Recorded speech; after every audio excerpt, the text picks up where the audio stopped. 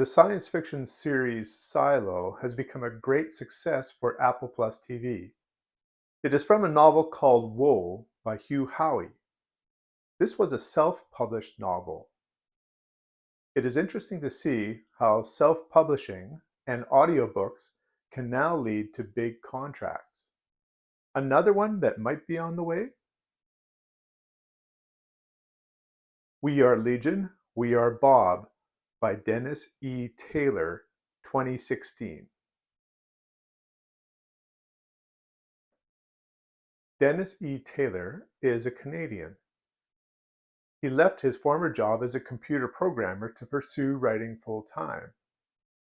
He started by self-publishing and creating audiobooks. The audio version of We Are Legion, We Are Bob took off in sales. This is now the first book in what he calls the Bobbyverse. Who is Bob? Bob has just sold his software company and is looking forward to a life of leisure. He decides to use some of his money in a cryogenic contract. Shortly thereafter, Bob is killed. That's the first chapter. It's over 100 years later. Bob has been uploaded into a computer as an AI. From there, we see from Bob's point of view what it's like to be an AI. This novel eventually leaves Earth orbit in search of other planets. But there is conflict on Earth. This is not the Earth of today, but the situations of today are magnified. Will Bob escape Earth? Will he find new life and new civilizations? What will happen to Earth? I think you can guess by the title that Bob will be replicating himself as well. This is one of those enjoyable science fiction books where plot takes precedence over prose. Chapters are short and from the point of view of our protagonist, or should I say protagonists. I think it's easy to see that Bob is Dennis E. Taylor. There's a lot of wisecracking humor in this book, often referring to popular SF media presentations, such as Star Trek.